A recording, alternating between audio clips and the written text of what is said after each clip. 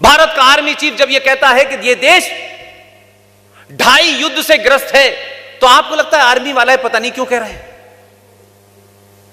वो बताता है कि भारत के पूर्व में चाइना, बांग्लादेश, भारत के पश्चिम में पाकिस्तान, ये 2 फ्रंट हैं, लेकिन जो आधा युद्ध है वो इस समाज को लड़ना पड़ेगा, जिसके जिक्र करा है आर.एस. सिंह साहब ने इस किताब में।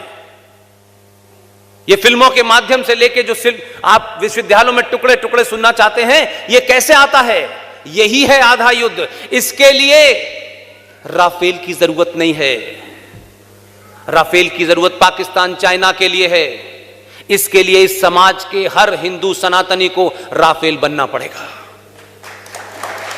आपकी लड़ाई कोई दूसरा नहीं लड़ेगा, मुझे भी लड़नी है और आपको भी लड़नी है। आप अपनी योग्यता, अपने सामर्थ्य के हिसाब से तय करें कि आप क्या कर सकते हैं।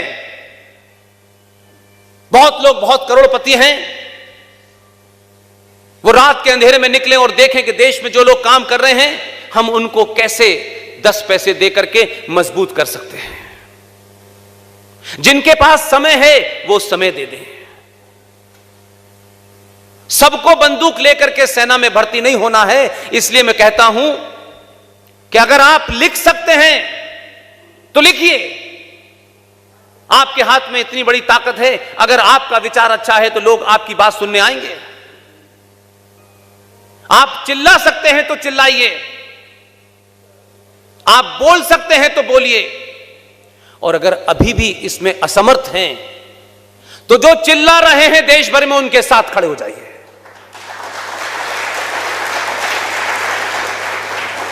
कोई नई जनरेशन नहीं आएगी, आप ही को भारत को बचाना है।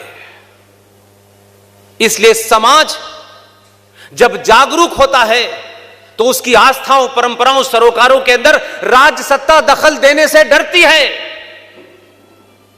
आप गिनती में 100 करोड़ हैं, उससे पहले भी थे। पाकिस्तान भी आपके पास था, बांग्लादेश भी आपके पास था, श्रीलंका भी आपके पास था। फिर ऐसा क्या हो गया भाई?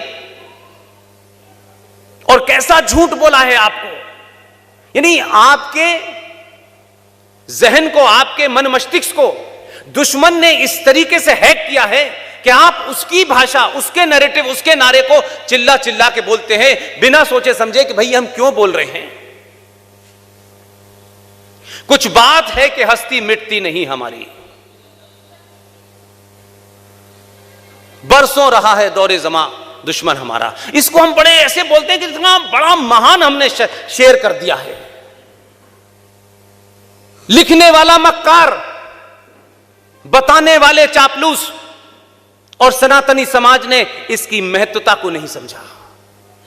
लगा कि अब इसी पे बोलें। और राजनेताओं ने, जो कम अक्ल ज्यादा होते हैं, वो अपने स्वार्थ के लिए कोई भी नारा गढ़ देते हैं। उनको समाज की चिंता नहीं होती, उनको वोट की चिंता होती है। उनके नारों में और समाज से निकले हुए नारों में फर्क होता है। इसलिए इसका जो महिमा मंडित हुआ, आप खुश रहें। बार बार इस बात को कहें कि कोई बात है कि हस्ती मिटती नहीं हमारी। हम तो हजारों साल से हैं, हमारी हस्ती मिट नहीं रही है। भाई साहब, जरूर कोई बात होगी कि आपकी हस्ती मिटती नहीं थी, लेकिन जरा अफगानिस्तान, पाकिस्तान, बांग्लादेश में जहां जाइए, जहां अब कोई भी बस्ती नहीं है आपकी,